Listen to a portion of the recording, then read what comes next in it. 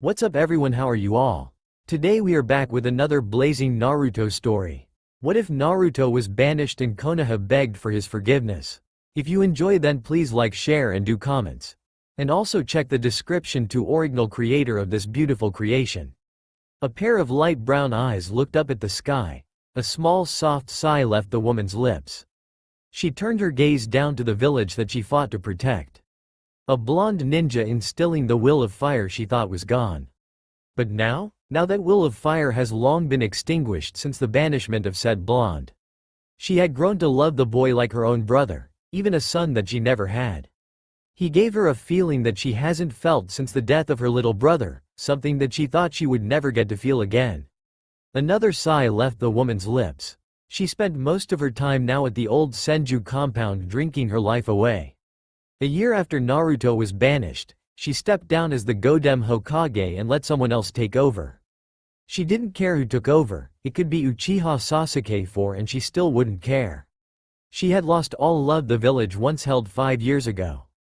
Being a Sannin still required her to be on active reserve, but for all intent and purposes, she was officially retired from being a ninja unless someone immensely dangerous happened to the village.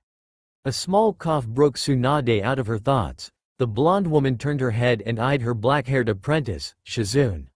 Tsunade gave the young woman a look that simply conveyed, "What?" Shizune's sweat dropped before finally informing her of why she had bothered the Sannin.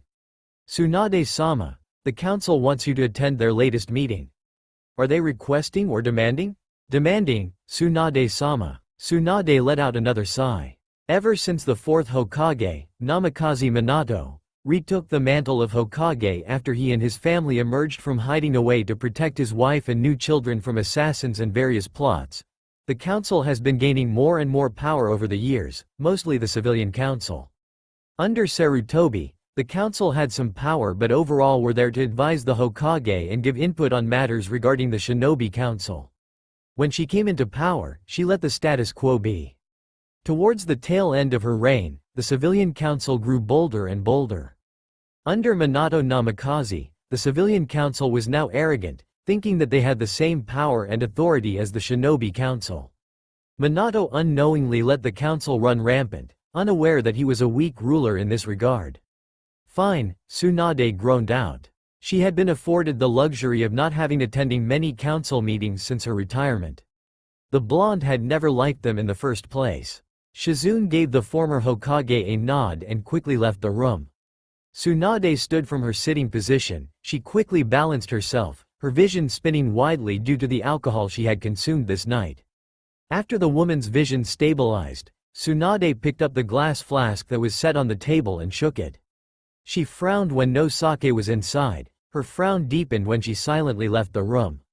Tsunade made her way out of the Senju compounds and quickly made her way to the Hokage Tower. After about a minute or two, she appeared at 2 big double doors guarded by 2 Anbu members. Both Anbu nodded at their former commander-in-chief and opened the door. Her vision was greeted by 2 large tables surrounded by chairs that were occupied by the various clan heads and influential civilian members like bankers, merchants, big real estate owners, important blacksmiths that provide Konoha with their weapons, etc. At heads in the room turned to her. At the head of the Shinobi Council table she spotted the blonde hair of Namikaze Minato, the red hair of his wife Kushina Uzumaki, and the 3 elders of Konoha Mitokado Homura, Utatane Kaharu, and the slyest of all Shimura Danzo. Tsunade had always hated Danzo. She knew of his known warhawk personality and his various but unproven claims of undermining of Konoha personnel. The old man was the main force behind the banishment of Uzumaki Naruto, influencing the council of bullshit charges which the civilian side of the council heartily agreed, finally seeing a way to get rid of the demon that they hated. The shinobi side of the council was more apprehensive. Some clans didn't have any opinion on the boy while others hated the blonde personally. Half of the shinobi council had ended up voting in favor, thus banishing a hero of Konoha. "Thank you for coming on such short notice, Tsunade," Minato called out with a smile gracing his face. Tsunade didn't return the gesture. She crossed her arms and gave the leader of Konoha an annoyed look. What was so important that she demanded my presence at this meeting? "This meeting is in regards to the Phoenix Merchant House. The merchant house of the reunited Empire of the West, a low and calm voice rang out, answering her question. Tsunade recognized the voice belonging to Danzo. She had recognized both of the names that Danzo has voiced. The Phoenix Merchant House started appearing towards the end of her run as Hokage. They claimed to be from the reunited Empire of the West, a land that had been war-torn for the past few centuries with several small peace periods in between that never lasted long. These men and women of the reunited Western Empire were interesting. They described the main continent named Utari but more commonly referred to as the Western Empire. Utari was surrounded by small and large island chains. This men and women of Utari were also interesting for another reason, their lack of chakra. These men and women walked around in plate armor wielding swords, shields, warhammers. The Phoenix Merchant House didn't wear these things, opting for a more mobile leather set with a sword or dagger tied to their belt. Trade relations with the Phoenix Merchant House were on good terms when Tsunade had stepped down, but from what Danzo has said, it would seem that relations have been frosting over. I left the Yondaime with good relations with the merchant house, what happened? Minato merely scratched his neck while Danzo just gave her a look. They have been growing richer and richer at the expense of Konoha merchants throughout the elemental nations. The Western Empire and its merchant house have gained influence throughout the nations and have been growing more dangerous because of it. This meeting has been called to address these issues. Several civilian council members who were merchants slammed their palms on the table repeatedly, voicing their support for Danzo. Tsunade looked at the members and she understood why they were miffed with the Phoenix Merchant House. They were stealing trade and profits from Konoha's very own merchants. Minato looked at Tsunade. They've been growing too powerful, Tsunade. Something must be done about this, the blonde-haired Hokage stated. Tsunade snorted at her former predecessor. You are willing to sour relations and potentially alienate a potential trading partner and potential ally just because some civilian council members have their panties in a bunch? The said council members shouted insults at the former Hokage, which just made Tsunade smirk even more. Danzo slammed his cane down on the ground, quickly silencing the rowdy council members.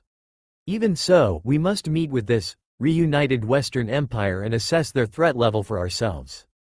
If all goes well, maybe even establish an alliance and better trade relations. If not, we will send our Anbu on secret raids against their merchant house.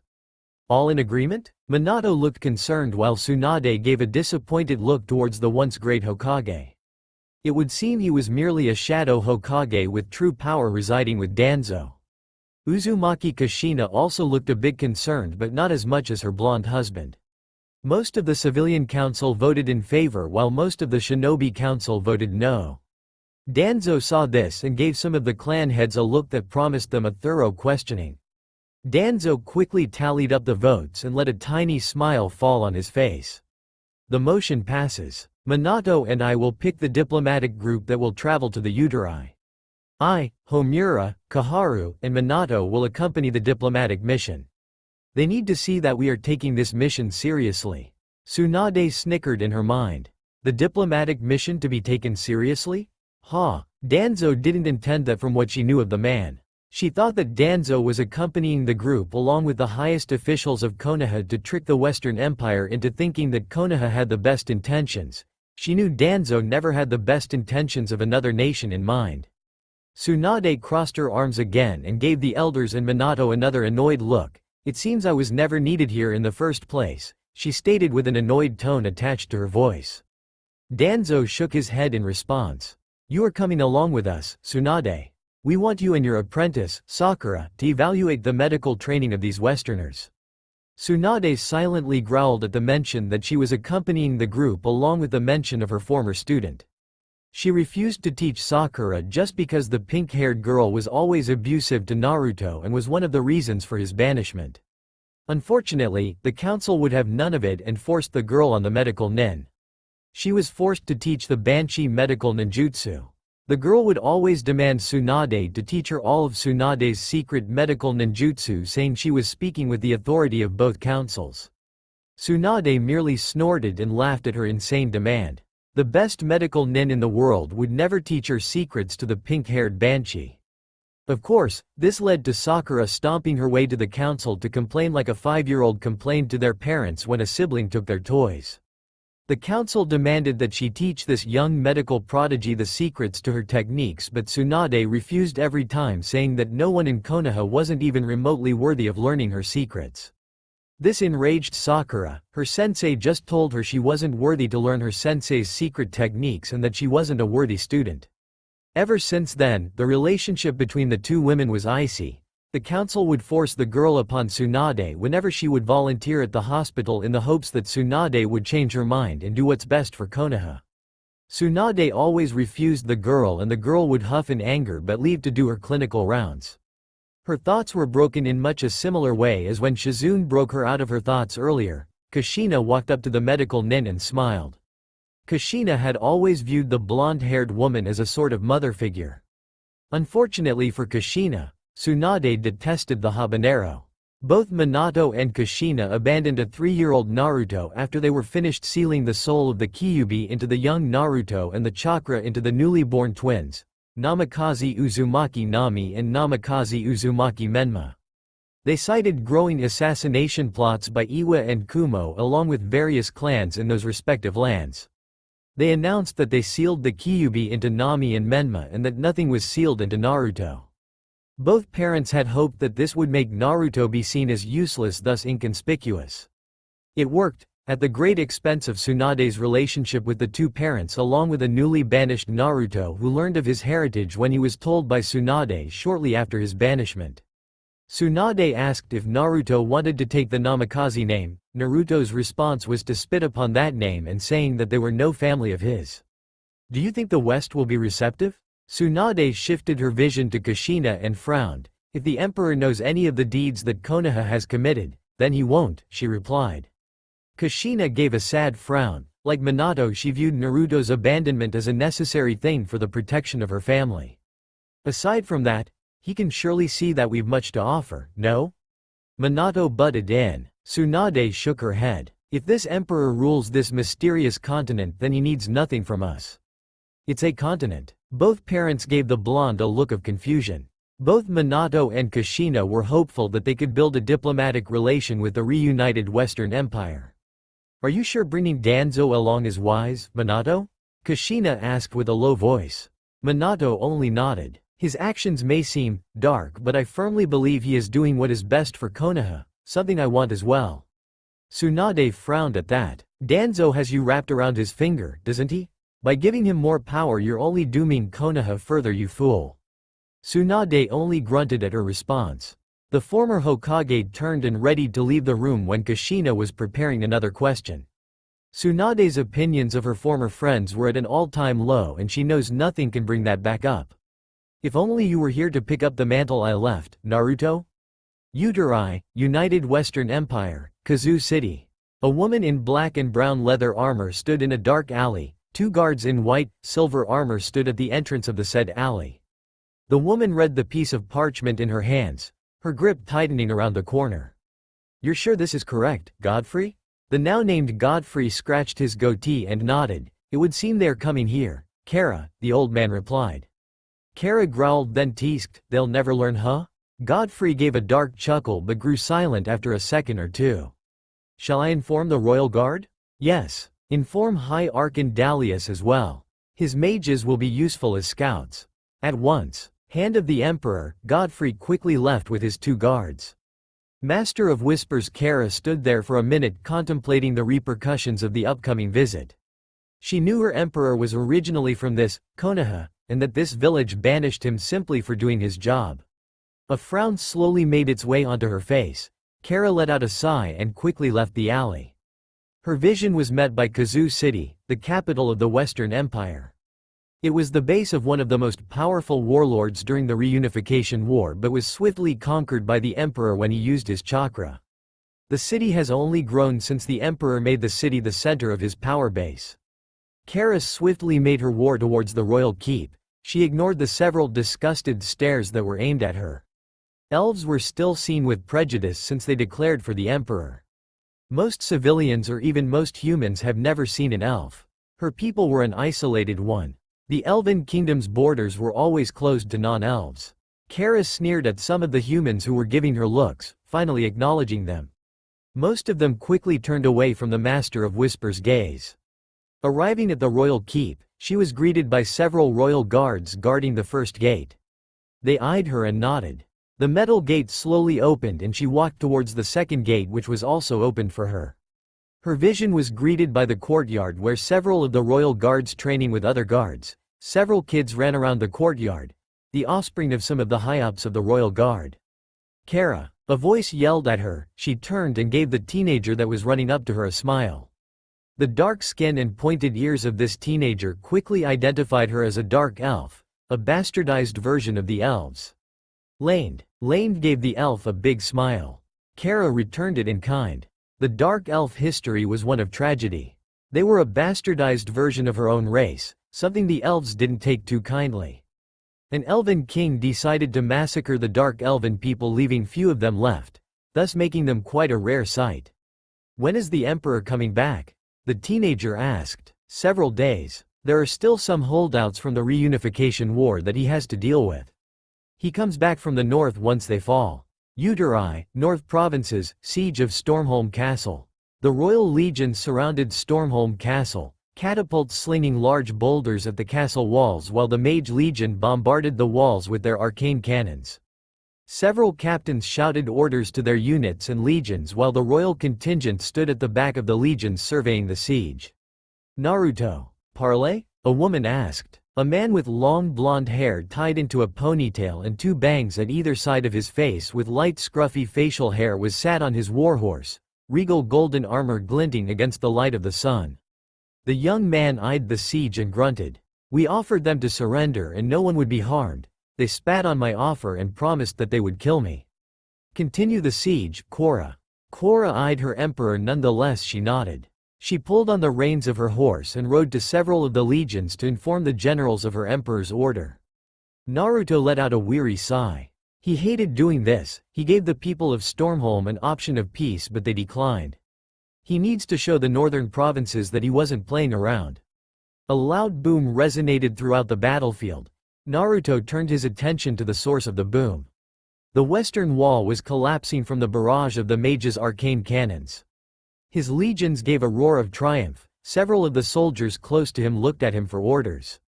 First and Second Legions, follow me, let's end this. The First and Second Legions gave a roar at his command. Naruto's cavalry unit followed their emperor towards the breach. Naruto along with his cavalry were the first through the breach, then his legions. Naruto was greeted by several arrows being shot at him and his men.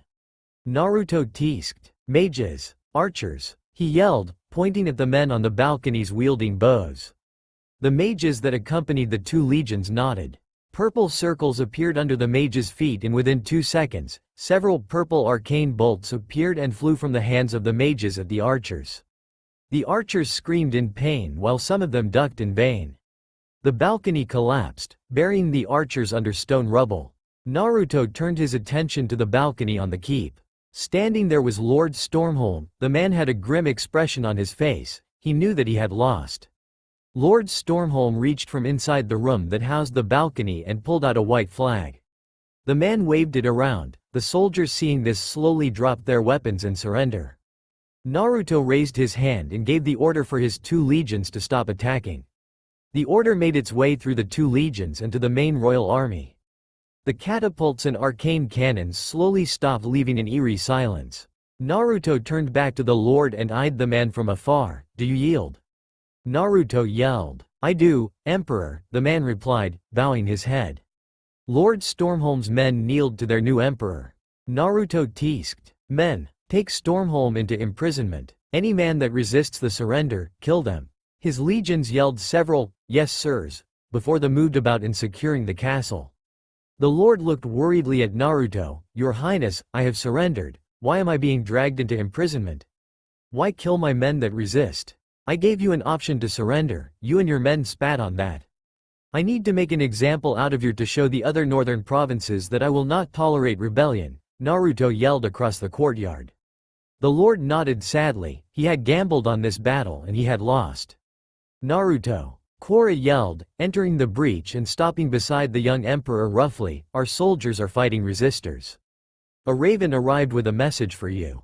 Naruto took the small piece of parchment from the outstretched hand of Korra and slowly unwrapped it. My emperor, I bring news from the east. A diplomatic mission is going to be sent to bargain with you. I know of your disdain for the east and its people. Godfrey has been dispatched to deal with this while High Archon Dalius has been informed. His mages will act as scouts. I humbly request you ride back to capital as soon as you can. I'm sure my Quora can handle the pacification of the north. Naruto growled while crumbling the piece of parchment. The parchment quickly ignited into small flames, the remnants blowing away with the wind. Quora looked at her emperor with concern. Naruto? What is it? Your beloved, Kara, has given me news. The east will be here soon. I must ride back to the capital. Quora, you have command of the legions for pacification. Quora's eyes widened but she nodded. She shouted several orders to some men then turned her attention back to the blonde. Tell Kara I love her. Naruto looked at the raven-haired woman and nodded. First Legion, you're with me. We ride back to the capital.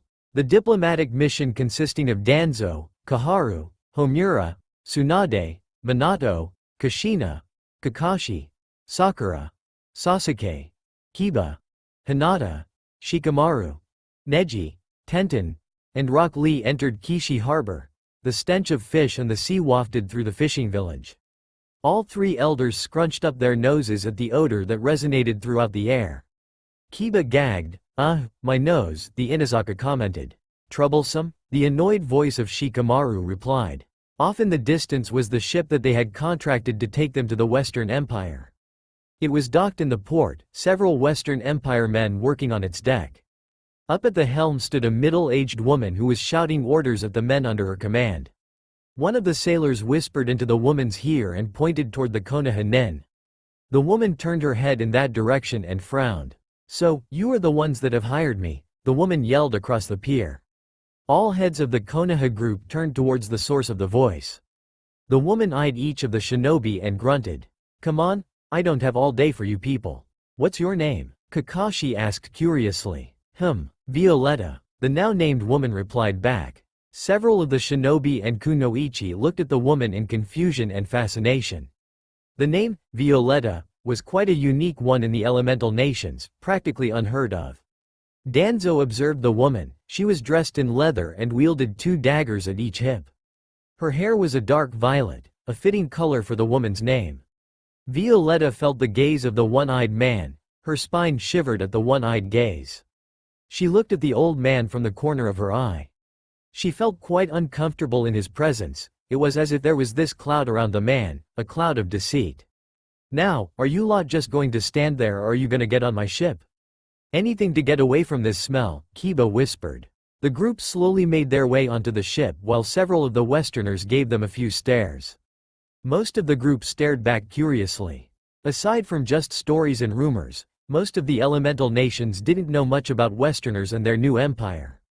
Violetta, seeing that the entire group was now aboard, shouted some orders. Several of the crew lifted the wooden board and placed it on the deck. The ship gave a sudden jerk and then gently started to move away from the port. Tsunade eyed the slowly shrinking land. This was new territory for the entire group, something that none of them were familiar with on this level. What do you do, Violetta? Sakura asked, her pink hair swaying with the wind. Violetta eyed the pink-haired kunoichi, trying to decide how much information to reveal to the foreigners. I ferry people to the west obviously, Violetta replied. Sakura looked at the woman with an annoyed expression that made Violetta laugh inwardly. After the war, I wasn't much use. I was injured in one of the battles. I served as master of ships, the Grand Admiral of the Royal Navy. The group gazed at the woman with astonishment. So, she knows the Emperor personally, Danzo thought. You know the Emperor? Danzo asked. It would be wise to gain more information on this new Emperor as early as possible. Violetta nodded at the old man while looking out to the sea. I fought in the Unification War on the enemy side, Violetta replied, shocking everyone there. After a few battles, I knew that this young blonde would win. So I switched sides. He welcomed me with open arms and made me a captain within his legions. He had this knack for inspiring people in the direst of the situation. Violetta continued. Just like at the Battle of Winter, Violetta trailed off. Everyone again looked at the woman with curiosity. A pained look adorned Violetta's face, a frown appeared. Tsunade looked at the woman. It was obvious that this Battle of Winter, was a painful memory for the woman. Most of the crew aboard the ship grew quiet, frowns of their own on their face as well. Kakashi looked around the ship noticing the mood. What's the Battle of Winter? Sasuke asked. An air of arrogance surrounded him. Violetta turned her head and eyed the raven-haired Uchiha. Her eyebrows rose in curiosity at the sight of the last Uchiha. The curiosity quickly left the woman's face though. Battle of Winter. It was during a snowstorm close to the border of the northern provinces. Our generals predicted we would win the battle, but unfortunately, we weren't counting on the reinforcements from the north. They decimated our army. We lost a lot of good men and women in that battle. It set back our reunification back a few years, the violet-haired woman explained, a glazed-over look adorning her face. Sasuke looked at the woman and scoffed. If I was leading those armies, the battle would have been won on the first day. It must say a lot about your army. They're weak, Sasuke commented. Violetta froze, so did most of the crew that was present at the battle. Violetta slowly turned her head and glared at Sasuke. Kakashi was about to defuse the situation but was too late. We don't have this chakra that you Easterners have. Don't disrespect those that gave up their lives for reunification, or else you'll find yourself buried 6 feet under, Violetta responded with a cold tone. Sasuke narrowed his eyes, clearly hearing the threat. He was about to get into a battle position until a hand gripped Sasuke's shoulder.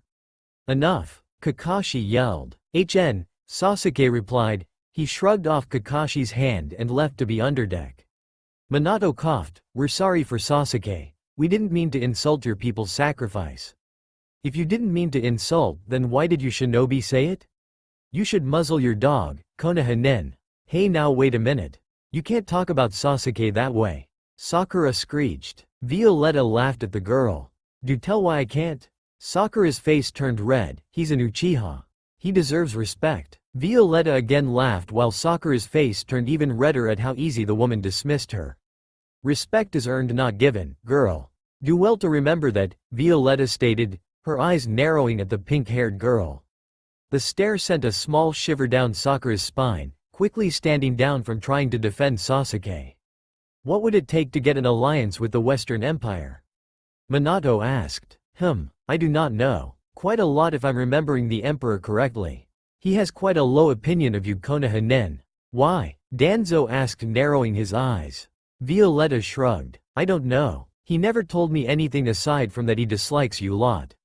Danzo growled mentally but stopped. No need to panic. Koto Amatsukami will turn the Emperor to my side. He thought, the corner of his lips lifting ever so slightly. Violetta eyed the reaction from the corner of her eyes. So, you plan to do something to my Emperor? What are you planning? Uteri, Northern Provinces, Stormholm Castle. Korra groaned. She was given command of the legions after the message from Kara. It wasn't she didn't like commanding, it was that she was more of a soldier than a commander. She eyed the map on the table, several wooden pieces on it to signify the legions and the enemy forces. Pacifying the northern provinces shouldn't prove too difficult, although she needed to be cautious. The Battle of Winter proved that the Empire's legions were able to be beaten, by the Northerners no less. For what the North lacked in numbers it made up in sheer willpower. Some often fought to the last man. The flap of the tent was opened, letting the cold breeze inside. A man with long yellow hair, hazel eyes, and a long dark yellow beard with black armor walked in. Korra smiled at the man. Davin, she yelled, clearly excited to see the man. Davin groaned and waved his hand in dismissal. Korra chuckled at the man. How can you stand this cold? Davin asked, quickly making his way over to the fire situated in the middle of the tent. I was born on the border, I grew up in this kind of cold. HN. Figures, Davin replied jealously. Korra again chuckled at the man. Fuck, you Southerners are such pansies, Korra taunted. The blonde-haired man looked at the bronze-skinned woman with narrowed eyes.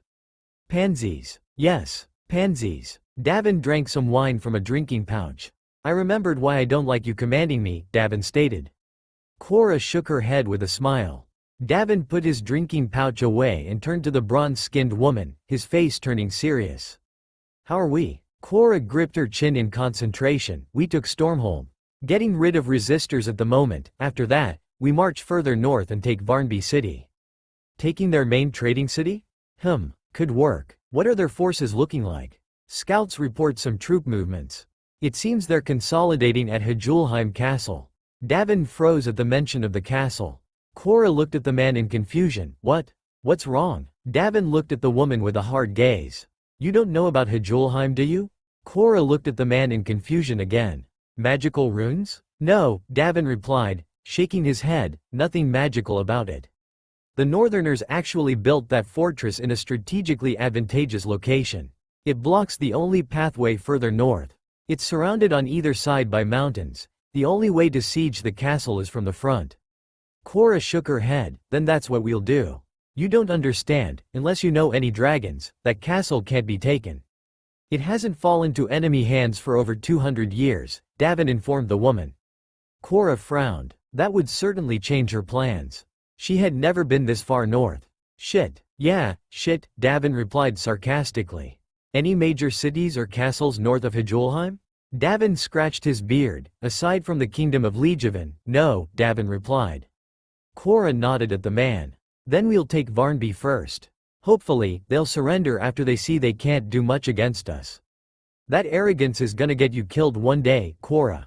I'm hard to kill. Davin raised up his hands in surrender. If you die, I don't want to be the one to tell Kara, Davin stated. Korra looked away with a pained expression. Neither do I, Korra whispered, but continued, I will not die. With me by your side? You won't, Davin replied with a smile. Korra shook her head. Inform the legions, Davin. We move at first light tomorrow. At once, Davin replied. He quickly made his way out of the tent to fulfill his general's orders. Korra let out a sigh. Damn you, Naruto. You know I hate it when you stick me with command. Uterai, United Western Empire, Kazoo City.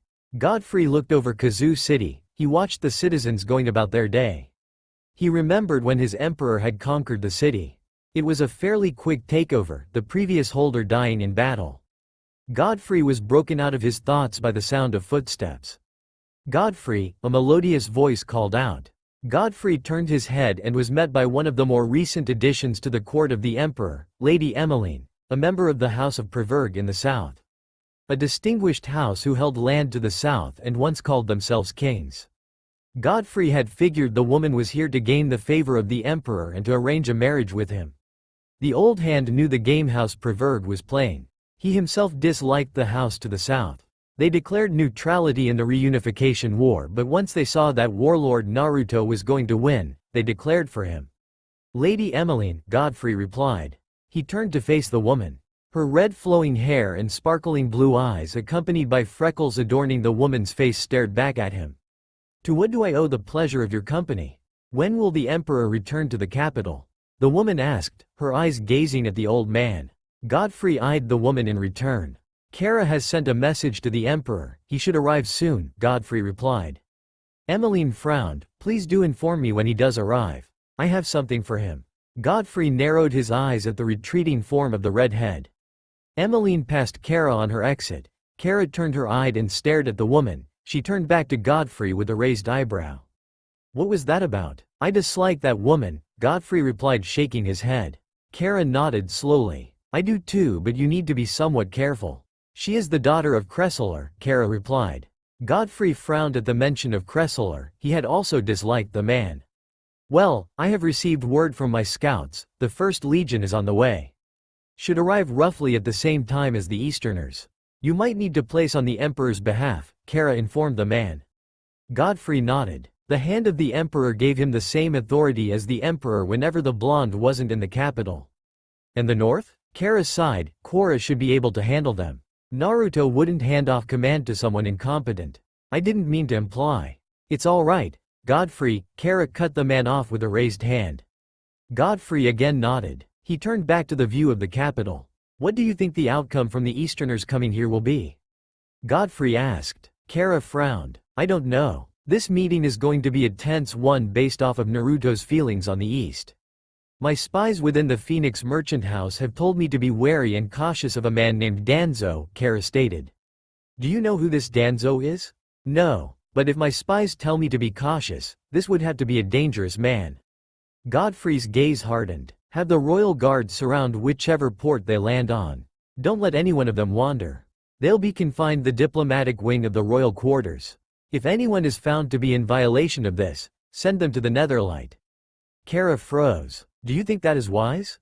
They are a foreign threat under the guise of a diplomatic mission. I don't trust them. If they do break the rules, willingly I might add, then they are also willing to ignore them altogether. I will do as you command, Kara replied with a head bow. Godfrey nodded. He had a bad feeling about these Easterners, whether they meant good or bad. He knew Naruto was born and raised in this Konoha, and that they had treated the young emperor with disdain and would regularly abuse the emperor when he was just a boy. Godfrey again sighed for what felt like the 100th time. The future was shrouded in mystery, but he had hoped that the empire would come out of it in one piece. Uteri, United Western Empire, Seiyang Pass. Naruto sat atop his horse surveying the moving First Legion. To his side were his two captains of the First Legion, Mononoke. She hailed from the island to the west, and Tagawa Kaide, an early supporter of Naruto's. It had been a few days since the message from Kara. Naruto wasn't looking forward to whatever reunion fate decided to play. The hell was so important that we had to withdraw from the north? Kaide groaned out. The east will be visiting us in the next few days, Naruto simply stated. Kaide frowned. Most of the empire knew of the emperor's dislike of the west. So, they're finally coming? Have they found out who you are? Mononoke asked with a head tilt. Naruto shook his head. What from the Phoenix Merchant House says, they don't. Although that's not what I'm worried about. Then what? Kaide pressed. It's who is coming. Kara didn't give any specifics, just that a group from Konoha would be coming. Both Mononoke and Kaide nodded in understanding. They both knew Naruto hated a few people from Konoha. Sure, he hated the village, but there were still some people who he still liked. Naruto's thoughts were broken by the sudden wind that swept the pass. He turned his head towards the source, and out came a woman in black leather, black onyx eyes, her green hair being swept by the wind. Akira. The woman bowed and tilted her head. Both Kaide and Mononoke looked at the woman in confusion. This was the first time that they've seen this woman. The royal guard surrounding Naruto, Kaide, and Mononoke readied themselves for a fight while the woman merely looked at them with a raised eyebrow. Stand down, Naruto called out. One of the royal guards looked at Naruto in disbelief, but the man tried to get out but was cut off by the swift cold glare Naruto gave the man. The guard nodded his head and stood down from his battle stance. Akira gave Naruto a nod and a smile. Why are you here, Akira? Oh, can't a lonely woman visit a friend? Akira replied with a smirk. Mononoke narrowed her eyes at the woman. Akira, seeing this, gave the mounted captain a smirk. You only come to me when something important comes up, spit it out. The corruption spreads. Naruto froze. He gave Akira a hard glare. Are you sure? He asked in a cold, hard voice. Akira nodded her head in reply. Naruto cursed under his breath. Both Kaide and Mononoke looked at their emperor in confusion. What was this corruption? Naruto looked at the woman with a serious gaze. Gather the flight. We need to address this quickly. Akira put her right hand over her heart and nodded. She gave a bow and walked away. Naruto gave a hard sigh. What's this corruption? Kaide asked, his head tilted in curiosity. Naruto looked away. I can't reveal that yet, but it's something of great importance. Kaide frowned while Mononoke gave her emperor a nod. Come, we continue back to Kazoo City, Naruto said, pulling on the reins of his horse and guided it away from the two captains. Both the captains gave each other a look. He's hiding something, Kaide stated. Mononoke snorted. Of course he is, but he has deemed the information too important for us. He may tell us in due time, Mononoke replied. Kaide gave a slow nod. I guess you're right. Of course I am. When am I ever wrong? Kaide gave the ashen-haired woman a dead stare. You're kidding, right? You remember that time during the Battle of Lirius? Mononoke slowly got out, a smile playing on her face. Kaide gave the woman another dead state. I had an arrow through my shoulder. How was I supposed to know? Mononoke merely shrugged and guided her horse away from the groaning captain. She quickly kicked her horse into gear and went to catch up to her emperor. The Konoha diplomatic group closed on the port city of Kazoo City, the capital of the Western Empire. Most of the Konoha nin looked at the city in awe. It was larger than even Konoha, and off in the distance, situated atop a hill, was the royal keep, the residence of the emperor and the imperial court. Tsunade gazed at the city in fascination. She had never seen a city as large as this. Her mind immediately wandered to the medical facilities and capabilities of the Western Empire. Several ships made their way in and out of the Kazoo City harbor.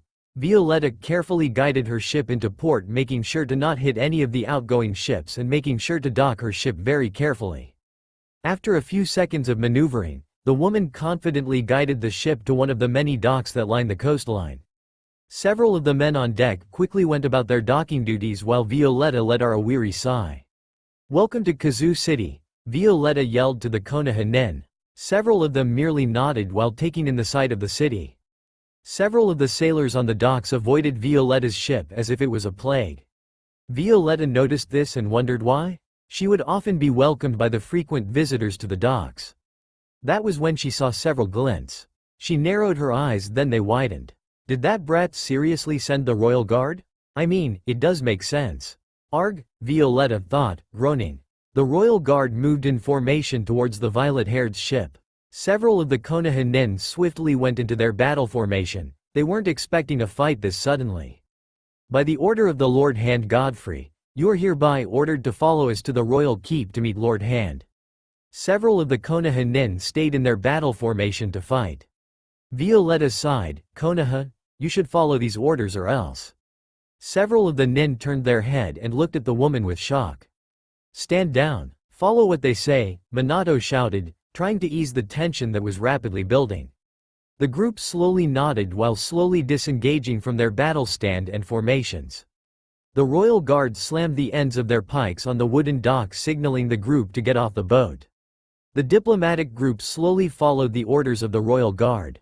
You will follow us. You will not stray from the group. If you do not follow these orders, we have the right to arrest you for disobeying our orders. Do you understand? A black-haired woman in golden armor and a golden helmet stated. We do, Danzo replied, annoyed. The woman nodded. She gave a hand signal to the other guards who nodded and started to move away from the docks.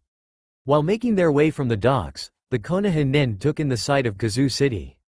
Most if not all the civilians looked at the group with wariness or disdain. Sakura head was turning rapidly, trying to take in all the new information. How long has this city been established? Minato asked, clearly impressed. The woman remained emotionless. Decades. It was held by a previous warlord before the emperor conquered it, the woman replied. What's the state of your medical facilities?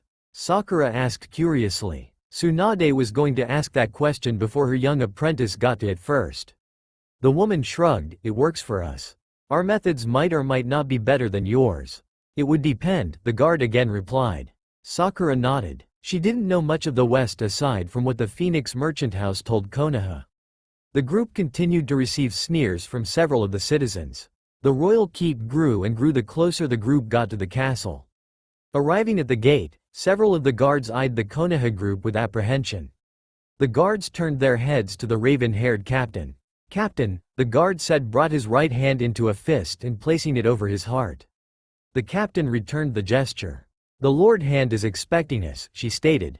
The guard nodded. Open the gates, the man yelled. The same words were yelled several times before the gate opened, slowly lifting. The group entered, turned left, then turned right to be met by another gate. This one mimicked the first, lifting slowly. The Konoha group was greeted by the courtyard and several guards training. They noticed a pale-skinned, glowing green-eyed woman with pointed ears looking at them from what seemed to be the second floor. The group looked at the woman in shock. They had never seen this humanoid before. The group finally noticed the shorter female next to her. She looked like a copy of the taller one, but her skin was a very dark blue, almost purple, her eyes glowing red with no pupil. What are those? Kiba asked while Akamaru lowly growled. The raven-haired captain looked at the dog with disdain. Muzzle your dog, boy, she said. Kiba quickly nodded and gave Akamaru a pat on the head that seemed to calm down the big dog. They are both elves from the kingdom to the east, the woman informed the group. The Konoha nin looked at the woman in confusion. Elves, Kushina repeated confusedly. The woman nodded. They are a different race from humans. The group's eyes widened at the new information. A new race? Something they had never seen in the elemental nations. Kushina stared at the two women with curiosity. Tsunade also looked at them with the same gaze. Are there more? Tsunade asked. Yes, there are more races besides elves. although they don't frequent the capital as much as the elves. Tsunade slowly nodded at the new information. And what are they? The captain looked at the big-eyed woman with narrowed eyes. Dwarves, gnomes, elves, dark elves, orcs, dragons. Dragons, Kaharu repeated, in a disbelieving voice. The captain again nodded, confirming the information that she stated. The group looked at the woman with disbelief. That can't be right, Minato said. The woman merely shrugged her shoulders, not caring whether they believed her or not. It doesn't really matter if you believe me or not. The people of Utari know, we do not care for your feelings on the matter, she stated. Now come, we've kept the Lord hand waiting long enough. The group slowly nodded and followed the woman. They crossed the courtyard and made their way through two huge wooden double doors. They walked down several hallways and were met by another set of two huge doors. The captain opened them and the group was met by a huge open room. Their eyes made their way to the end of it and they saw a stone throne elevated above everyone. Next to the throne sat a man with graying hair accompanied by a gray goatee. The man eyed the group while setting his quill down on the wooden desk that was in front of him. The man stood and stepped down the stairs to eye level with the rest of the group. Ah, the Konoha group that we've been hearing so much about, the old man said with a low rough voice, his piercing cold blue eyes staring at each one of them. Both Danzo and Minato stepped up in front of the group and nodded. Lord Hand, Danzo began with a respectful voice that made Godfrey's eyebrow rise. My name is Danzo and the man next to me is the Hokage, Namikaze Minato. We are here to meet with your emperor and try to arrange an alliance along with a trade deal. Godfrey nodded while scratching his goatee. Yes, I understand. Our merchants have been suffering since your Phoenix merchant house started popping up all over the elemental nations.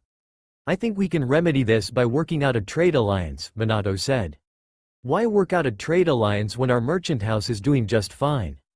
It is you who is suffering, not our merchants. Danzo looked at the man with narrowed eyes, but the expression left his face fairly quickly. Is it not more prudent to include your emperor in this talks? Godfrey nodded. Indeed. He has been notified of your upcoming arrival and will be joining shortly, Godfrey replied. Danzo looked at the man again with narrowed eyes. So, they knew we were coming. Which means they have spies embedded within Konoha. As if their very spoken words had power, the double doors of the throne room were thrown open. The Konoha nin turned their heads to face the sudden intrusion. A young man with a blonde ponytail and two bangs that hung from both sides of his face and a light beard walked in. His regal armor was glinting from the sunlight that was coming through the upper windows on the walls.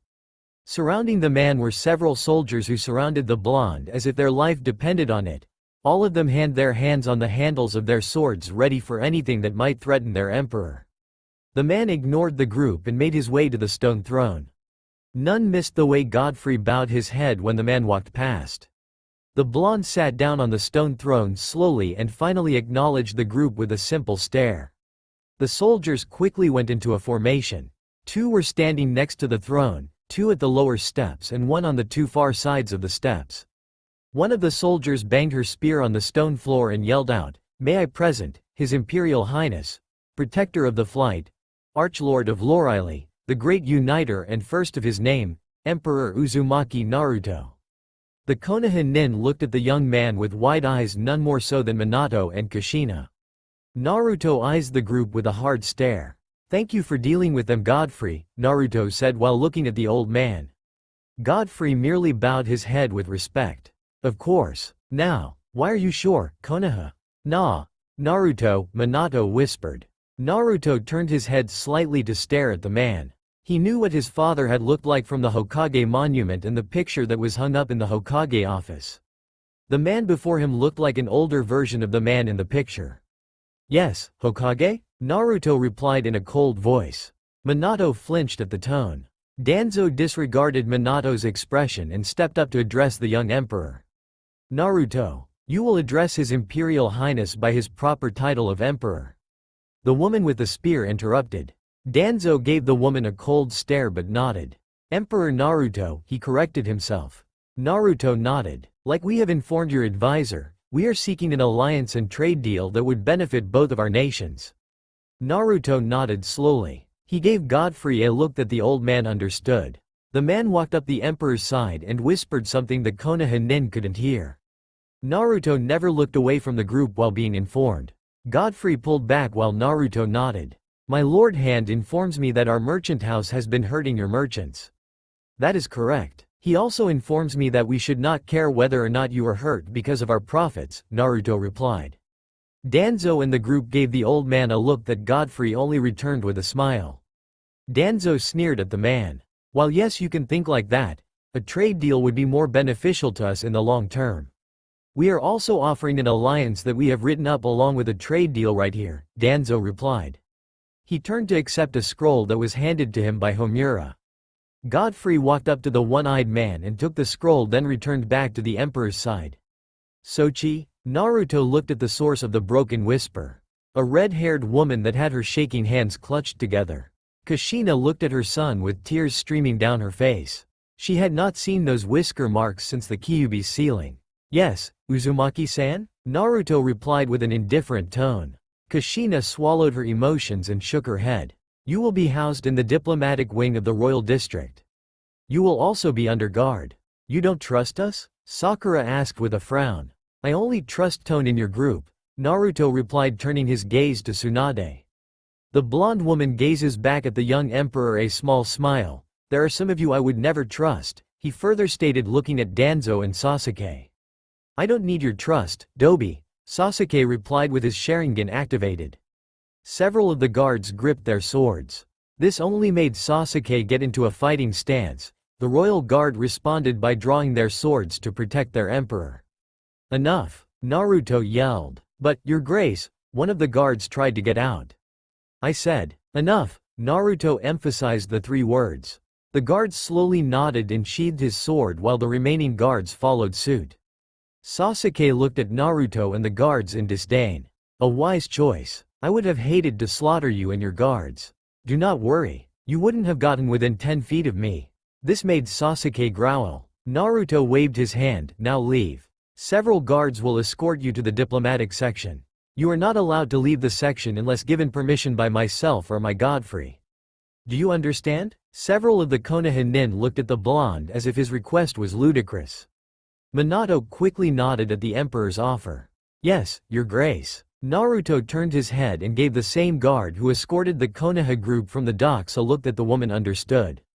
The woman stepped up. Come, Konoha nin. I will show you to your quarters. The group started to walk away only to be stopped by Naruto's cold voice. Oh, if you violate the rules, you will be imprisoned within the Netherlight, he stated. The group only looked at Naruto in confusion. What was the Netherlight? It was some sort of prison from the way he said it. Tsunade, stay. Tsunade froze while Danzo looked at the emperor with suspicion. What is he planning with Tsunade? Unfortunately, he couldn't stay. The group was swiftly led out of the room while the blonde Senju walked up to the throne. Naruto looked at the big-head woman for a few seconds before breaking out into a smile. It's been a while, Tsunade. The blonde woman smiled. It has, Naruto. Emperor of the West, huh? Yeah, Naruto chuckled. I needed to find a place where Danzo's root or Akatsuki couldn't find me. Makes sense, Tsunade nodded, but Emperor? Naruto chuckled again. I didn't plan on it at the beginning. When I got here this was a war-torn place. The people here don't have chakra. Tsunade's eyes widened at that, so I was an oddity. I was able to swiftly gain power. I conquered Kazoo City within the first few months, then I spread throughout the continent. Those that didn't submit I would conquer. Quite harsh. Naruto merely shrugged his shoulders. I gave them an option. Surrender and keep all your lands and titles. Resist and swiftly be conquered. Tsunade only nodded with hesitation.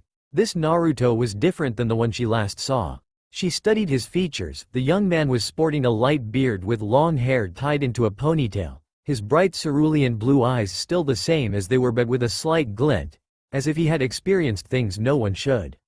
The reason why I told you to stay is that I require your assistance, Naruto said. There's something called the corruption. It's a disease that affects the mind and it's only affecting one culture. What do you mean? Tsunade, dragons do exist. Tsunade's eyes again widened in shock. They're separated into something called dragonflights. They're easily identified by the colors of their scales and the color of their hair. So, this corruption is affecting one of the dragonflights? Correct. The black dragonflight. Some within the flight have been slowly corrupted. I had thought Alexstrasza managed to contain, but I received news that it was spreading, Naruto said in a concerned tone. The black dragonflight is quite powerful. If this corruption manages to spread, I would have very powerful enemies that would attack my empire. Who's Alexstrasza? She's the leader of the red dragonflight. There are 5. The red, blue, green, bronze, and black. Each is led by a dragon aspect or an aspect for short, and each is in charge of something. For example, the red dragonflight are the protectors of life and Alexstrasza is the aspect of life. And others? Tsunade asked curiously. Blue dragonflight are of the arcane. They're led by Malagos the spellweaver, the aspect of the arcane. The green dragonflight protect the dream world. They're led by Ysera the dreamer. She's the younger sister of Alexstrasza. The bronze dragonflight protect time itself. Their leader is Nozdormu, the timeless one. And finally, the black dragonflight, protectors of the earth. Their leader is Neltharion the earth warder. Tsunade looked at the young emperor with awe as he finished informing Tsunade of the various dragonflights. All this was new to hear. She had so many questions for these various dragonflights. A shadow swiftly passed the upper windows of the throne room. Tsunade quickly turned her head, just too slow to see what passed the window. The ground shook lightly. After a few seconds, the throne room doors opened to reveal a green-haired woman in tight black leather and onyx eyes entered the room. The woman gave Naruto a smile and Tsunade a curious gaze. Tsunade, this is Akira of the Green Dragonflight. Akira, this is Tsunade, the best medical nen in the elemental nations. Akira stared at Tsunade's ass for a few seconds before finally giving the blonde woman a nod and a smile. She turned her head back to Naruto. Have you told her? I have. She's willing to help. Good, Akira replied with a genuine smile. Ysera will be pleased. Tsunade eyed the woman. Ysera? Your dragon aspect? Akira nodded. Will I get to meet this dragon? Akira tilted her head. Perhaps. Alexstrasza is the one that discovered the corruption while Ysera dreamed it. You might meet both. Tsunade nodded. Naruto stood from his throne. Thank you, Akira. Your usual quarters have been assembled. Akira gave Naruto a smile and quickly left the throne room to get settled. Naruto stepped down from his elevated position and looked Tsunade straight in the eye. How is Konoha? Tsunade growled, a plague. Minato returned shortly after you were banished. I didn't agree with what they did to you, so I resigned. The council saw fit to name Minato back to the Hokage position, but the true power behind Minato is Danzo. The old man is still a thorn in Konoha's side? Naruto asked, growling. Yes. Naruto, I don't know how you're going to take this news. Tsunade trailed off. Naruto eyed the woman in confusion. What is it? You have 2 young siblings. Naruto froze. His brain spinning in confusion, anger, curiosity. He didn't remember much from before the sealing of the Kyuubi. Only bits and pieces. Most of the memories were fuzzy. Naruto gazes at Tsunade a cold gaze. What? Tsunade nodded. They're twins. Nami and Menma. Is that why they left? Tsunade turned her gaze away from the eyes of Naruto. This only confirmed what he was already thinking. Naruto let out a growl. Smoke started to appear around Naruto's hands as if his hands themselves were getting too hot. Where are they? Korra, the dark-skinned woman, let out a breath that was visible by the cold. She had never been in the north despite being born on the border. Korra let out another breath while rubbing her sides with her hands. She was going to beat Naruto senseless for giving her command of the war while he handled whatever it was Kara needed him in the capital for. The legions were currently camped on the south side of the river that separated Varnby City and the south of the north. A long-haired blonde man invaded her vision, a smile plastered on his face. The man drank heavily from a leather drinking pouch. Still not used to the cold? Korra asked. Davin frowned. Wine here is keeping me warm, he replied, taping the pouch with his finger. Korra looked at the man with a disapproving look. If you're drunk, if we get attacked, so help me. Davin cut the dark-skinned woman off. Me? Drunk? That'll be the day. Korra shook her head with a smile. The bronze-skinned woman shivered slightly. Although she was born on the empire side of the border with the northern provinces, she herself had grown accustomed to the temperate climate of the south. She hadn't been back in her homeland for several years, having already forgotten how the winters of these lands felt. Off in the distance, Korra saw Varnby City. Although from this distance it looked like a small speck, she could still make out the light that radiated from the city.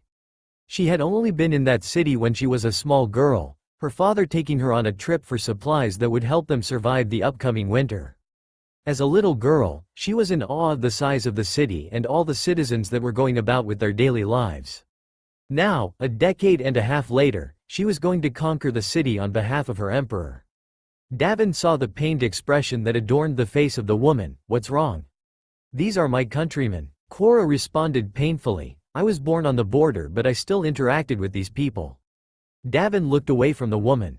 Although he understood the dilemma that plagued her, he himself had never been thrust into that situation. "A part of me feels like a traitor," Korra whispered. Davin shook his head. "They resisted the Emperor's offer. We gave them a chance. Still, I can't squash that part of me that feels like that. And in some sense it's true. I am a traitor to these people." Davin replied with silence, not knowing how to respond. "I'll be in my tent. Don't disturb me unless it's something important." "Of course," Davin replied. He spotted the misty eyes of Korra before the woman turned and quickly left the man to his own thoughts. Davin sighed. He knew of the allegiance of some of the soldiers. Some were attacking their homelands and conquering their people. The villages on the border of the empire and the northern provinces were part of the north in all but name. Most of those villages relied on the north for trade and food. Davin sighed again and took a gulp from with pouch and looked out to the wilderness, Barnby City off in the distance. Soon that city will be under siege and the legions will run through the north for the empire.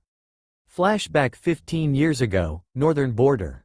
An 8-year-old Korra looked at her father who was guiding the horse through the rains.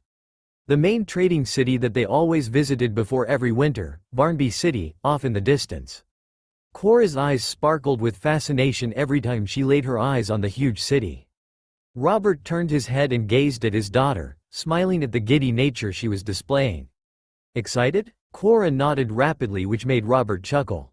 "What are we going to get this time, Papa?" Korra asked. Robert scratched his beard, thinking. "Some of the same supplies like last time. Your mother has been hounding me to try and get some farming tools." Korra's face flushed with embarrassment. She was the one that damaged the farming tools in an accident. Robert, seeing this, gently placed his right hand on his daughter's head and ruffled her hair. "No need to be embarrassed, dear, it's okay," Robert reassured his daughter. Korra slowly nodded, not entirely convinced. "Why isn't Shinji coming with us?" Korra asked, wondering about her brother. Robert looked away with a pained expression. He and his wife hadn't told Korra of Shinji's condition to spare her from pain no 8-year-old should experience. Shinji was bedridden and the village doctor informed the parents that there was nothing he could do for the boy. "He's sick, Korra." "Okay, I hope he gets better." Korra replied with a smile aimed at her father. Robert nodded guiltily. The rest of the ride was filled with silence, with the occasional outburst of excitement from the small girl. Robert guided his carriage slowly towards the main bridge that gave passage to the city. 2 guards lifted their hands signaling to the bearded father to stop. Robert reached into his pocket and pulled out a few pieces of parchment in preparation. "Halt!" one of the guards yelled. The other rounded to the end of the carriage, his hand ready to draw his sword if anything popped out. Robert looked at the two in confusion. "What's the matter?" The guard next to Robert replied, "We've suffered some attacks from bandits. We were ordered to inspect anything passing through." "Papers?" Robert nodded and handed over the pieces of parchment. "Anything back here I should be worried about?" The guard behind the carriage shouted at Robert. "No, sir. Just passing through for supplies for the upcoming winter," Robert said with his head turned at the guard. The raven-haired guard nodded while he looked inside the carriage. "It seems everything is in order, you can pass through," the guard next to Robert stated. He handed over the papers to the bearded man and motioned with his hand to go ahead. Robert gave the man a nod and guided the horses forward. "Are we in danger, Papa?" Korra asked in a low voice. Robert shook his head and smiled. "No, dear. We came here all right, didn't we?" Korra nodded with a HMPH that made Robert chuckle. Robert passed the main gates and finally, the man and his daughter were in the city. Barnby was bustling with activity. Dwarves, elves, humans, gnomes could all be seen walking around, going about their business. "When we get off, stay close to me, Korra," Robert informed his bronze-skinned daughter. "Yes, Papa," Korra replied, again furiously nodding her head, not wanting to make her papa disappointed in her. Robert brought the horses to the main market, making sure to not hit anyone on the way. 3 hours later, Cora stuck close to her father for most of the trip. Now they were leaving the city with a carriage full of supplies and new tools. Cora swung her small legs in a rhythm. She admired the scenery that she always loved every trip. The small girl heard a rustle but thought nothing of it, thinking maybe that it was a rabbit or another animal. She heard more rustles and several men appeared in front of the carriage. 2 of the men were aiming their bows at them while the others had their swords drawn. Cora heard more rustles. She turned her head and saw several more men behind the carriage. "Whatever happens, stay down, Cora," Robert informed her. Cora looked at her father in confusion. "What's happening, Papa?" "Do what I say, Cora. Please." Robert got out with a pained voice. Cora caught on and nodded. One of the men stepped up with a smug smile. "It seems you weren't informed on the new ownership of these roads," the man said smugly. Robert looked at each man, trying to think of a way out of the situation. "These roads are owned by Duchess Elsa, are they not?" Robert asked, already knowing the answer. The bandit frowned. "Not anymore. There's a new toll round this parts," the man replied. "You pay us and we take a share of your supplies. Compensation for us, protecting this road," the man said with a smile. Robert frowned. "I have no money, sir," Robert said. This made the man frown again. The man stared at Robert for a few seconds before he turned his gaze to Cora, a smile slowly forming on his face. "How about you let your daughter hear services for a bit as payment?" the man asked, although Robert knew it wasn't a question. The bearded father's eyes widened at what the man was saying. He saw several of the bandits leer at his daughter while Cora cowered under the stairs. Robert stared at the man with rage. "You will not touch my daughter," the father yelled. The bandit again frowned and drew his sword. "Shame. I'll enjoy fucking your daughter over your corpse." Flashback end. Cora screamed out in a sweaty mess, swiftly rising from the bed trying to catch her breath. Her eyes wide at the memory she always tried to lock away. Cora swallowed a lump forming in her throat. She tried to keep the tears at bay but she couldn't. Tears streaming out the general's face. Cora gripped the bed sheets trying to stop herself from crying. After a few minutes, Cora wiped her eyes and sighed. She had repressed that particular memory ever since it happened. She left the bed and swiftly got dressed in her leather and her armor. Cora left her tent and saw several of the legions mingling about. She spotted Davin chatting with one of the soldiers. She brought 2 fingers to her lips and whistled. Davin turned his head and spotted the bronze-skinned woman and nodded. Davin said goodbye to the soldier and walked towards the woman. He spotted the woman's red-rimmed eyes and the slight flush that was on her face. "You okay? Heard you scream?" Cora grunted. "I'm fine, nothing to worry about." Davin nodded skeptically. "Orders? It's time to move the legions for the siege."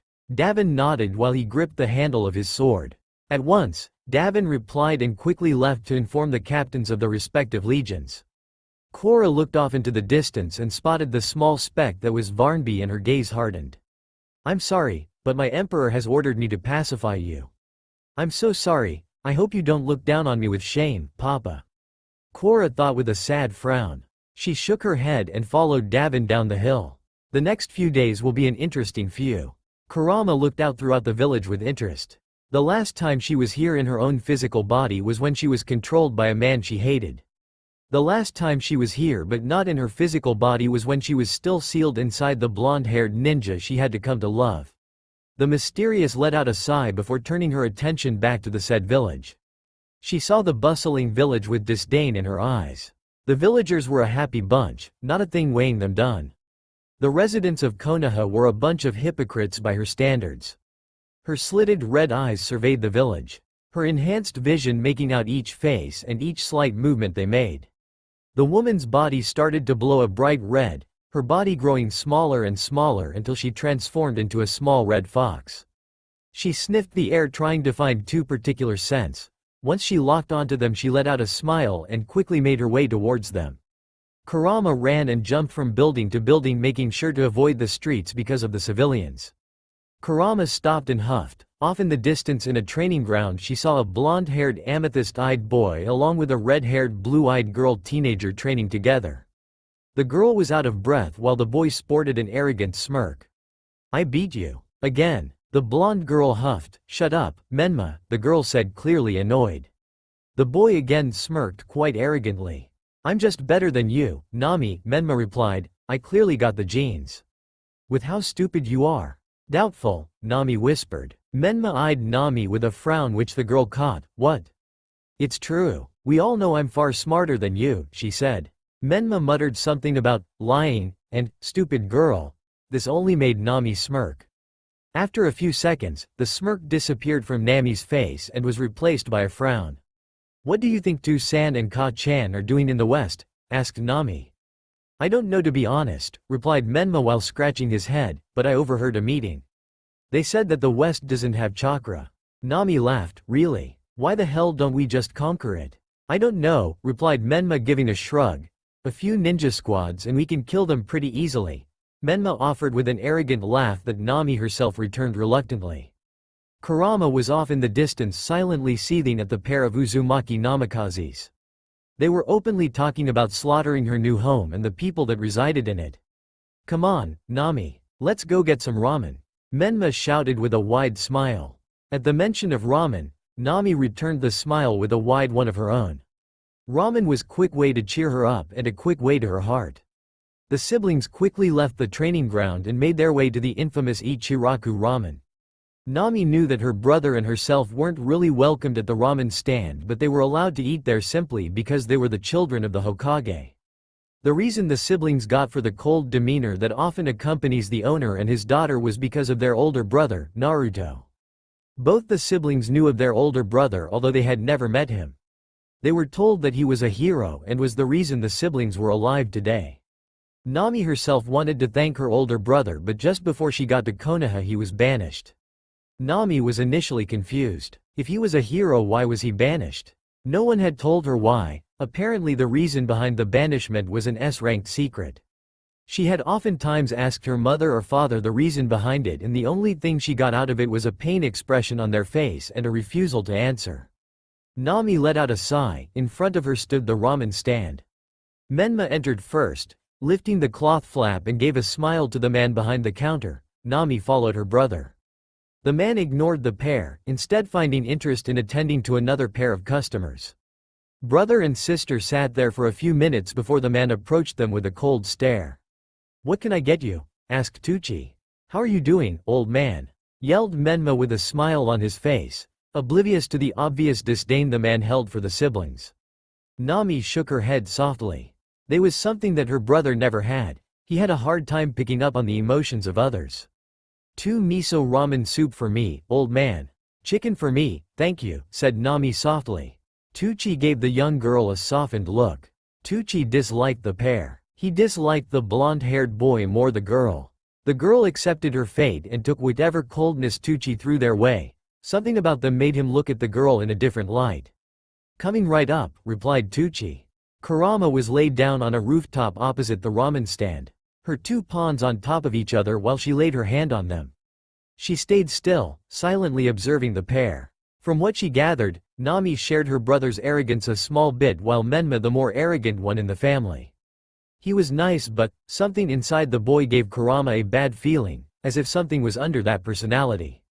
The orange-red fox closed her eyes and listened to the bustle of the road and the ramen stand. The occasional yelling from Menma making her flinch. Her fox ears were more sensitive than even an Inazaka dog. Why is the boy so loud? He's just like Naruto before he actually grew up, thought Kurama, slightly flinching whenever the boy's voice made it to her ears.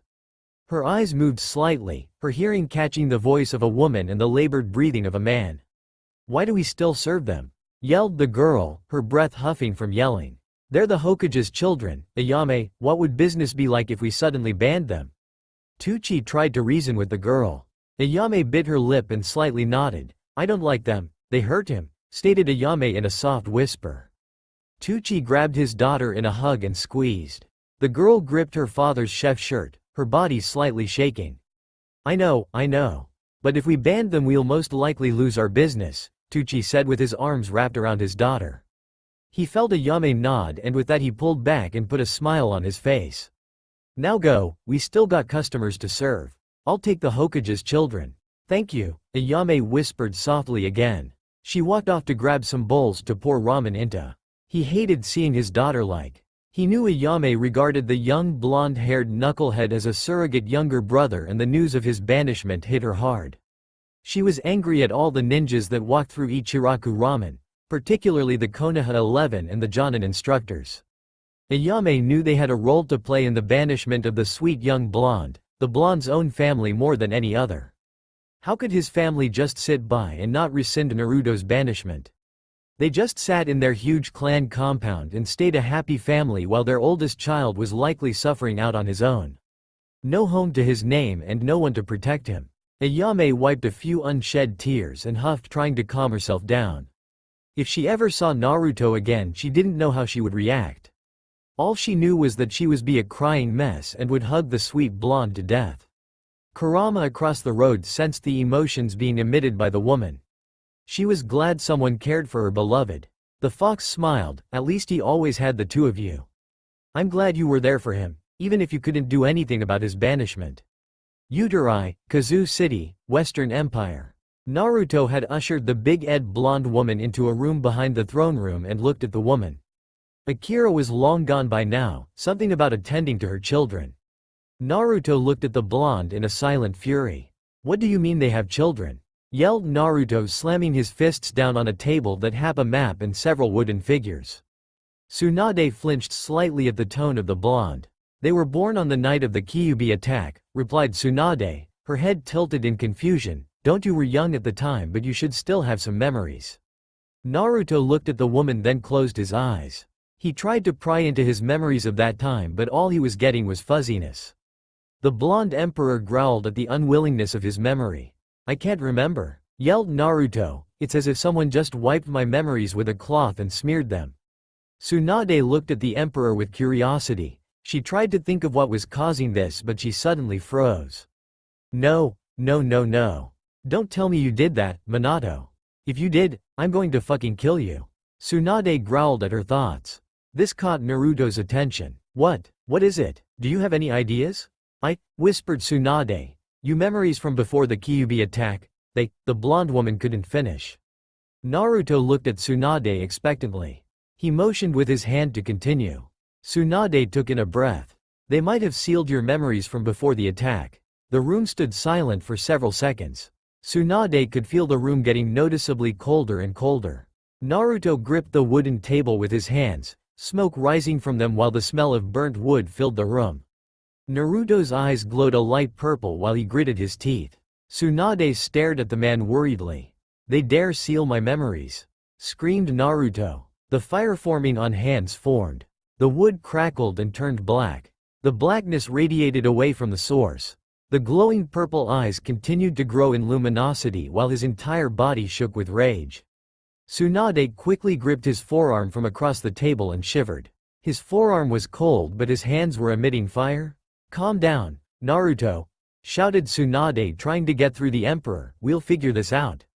You and I, together, she whispered the last part. She looked directly at his eyes with a look a mother gives her child. Naruto froze momentarily before finally calming down. The fire slowly dissipated while the room went back to its regular temperature. Naruto's glowing purple eyes faded away to ocean blue. You with me? Asked Tsunade cautiously. Naruto gave the woman a nod and breathed in and out slowly, trying to get his heartbeat back to its normal rhythm. Tsunade eyes the blonde while his eyes were closed and could only imagine the revenge that the young man was planning. If this is true, you're in for a reckoning you cannot imagine, Minato, Kushina. Naruto opened his eyes and let out a sigh. Sorry about that, the blonde trailed off. Tsunade merely waved her hand. It's okay. You just found out that someone could have sealed away your memories, replied the big-eyed woman. If it were me, I would be rampaging about trying to find the person and punch them to death. Naruto gave a light chuckle. Good, he's back to his normal self. Tsunade thought with a smile. Naruto's chuckle went away after a few seconds. The man scratched his chin, obviously thinking. He didn't know who sealed his memories, but suspect number one in his mind were his parents. From what he knew of his banishment, he was a sacrificial goat for the Uzumaki Namikaze family. They had abandoned him so that his newly discovered younger siblings and his parents could live, something that made him immensely angry. Why could they just take him with them? Why would they leave a 3-year-old boy to suffer at the hands of that dreaded village? The young emperor shook his head and let out a sigh. It's Minato, isn't he? I don't know for sure, it's only a suspicion on my part, replied Tsunade while biting her lip nervously. She knew of the rage and wrath of this version of Naruto. Hell, it was on display a few minutes ago. She reiterated her thoughts. She didn't know what Naruto would do if he found out it was indeed his parents that sealed away his memories. I'm no Fuinjutsu master, but memory sealing is level 7+. Who has that certification? The old pervert Jiraiya, Minato, and Kushina, Tsunade replied instantly. The suspect's down to only 3. Naruto hummed at the information. Only 3 people, huh? Luckily, 2 of them are in my city at this very moment. Naruto snapped his fingers and a shadow figure formed inside the room. A woman with 2 pointy ears appeared. What can I do for you, Naruto? Kara, I want you to keep a close eye on Kushina Uzumaki and Minato Namikaze. Have your shadow guard watch the rest, but pay special attention to those 2 along with Danzo Shimura. Kara nodded slowly. Of course. Anything else? Asked the elf. Tomorrow, said Naruto after a nod. Introduce the 2 to the Netherlight. Contact Anko. I know she loves doing these kinds of things, Naruto said with a slight shudder. Anko Mitarashi, one of the few ninjas from Konoha that resided in the west. Naruto had offered the woman a position in his empire shortly after he united the west and became its emperor. He knew the purple-haired woman wasn't very well loved by the people of Konoha, although not to the extent of himself. He knew that she was the former apprentice of the snake Sannin, Orochimaru, and that was the reason why she was disliked. He offered the woman the position to head his interrogation department, something the purple-haired woman quickly nodded her head to, and for the past several years she did that, interrogate people. Naruto knew the woman enjoyed torturing people and the Netherlight was a perfect place for the woman. Kara again nodded slowly. At once, she trailed off. Kara didn't dislike the head torturer, but she didn't like the woman either. She was quite sadistic and took pleasure in inflicting pain upon others, but from what Kara had witnessed when she was in the presence of Naruto, the woman had a soft heart, something she didn't reveal to just anyone. Kara again nodded and disappeared in black smoke. Tsunade stared at Naruto with wide eyes. So, this is where Anko disappeared too. Yep, replied Naruto with a chuckle. I offered her a position in my empire after I united it and she accepted it. We both know the villagers hold no love the Anko. Tsunade gave the blonde a nod. She also knew the reputation Anko had and the dislike the village had for the woman. She was glad she had someone like Naruto to be friends once. Her thoughts shifted to a word Naruto had said several times. What's this, Netherlight, you've been speaking of? It's a prison, replied Naruto, of sorts. Of sorts? Tsunade repeated. It doesn't exist within this plane of existence. Tsunade gave Naruto a look of disbelief. Naruto merely raised up his hands. I'm not lying. Think of it as the lands of a summon animal, Naruto explained. There's a portal in my torture department. Once you enter it, you are now in the Netherlight. A portal? Tsunade whispered while trailing off her sentence. Naruto nodded. I've been there myself. I never liked the place, but it has served its purpose in being our main prison. It has a strange aura of dread and the air itself feels like it's sucking out your life energy, leaving you gaunt and broken. Tsunade again looked at the blonde in disbelief.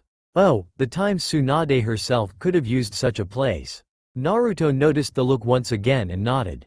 Don't worry, you'll get to visit it soon. Not as a prisoner of course, but I want you to be there when Anko talks with my parents, the blonde had elaborated. Tsunade gave an audible "ah" and nodded. She wanted to see this Netherlight for herself. If Naruto talked about it like this and Anko liked it? She visibly shivered at such a thought. The next few days were indeed going to be interesting.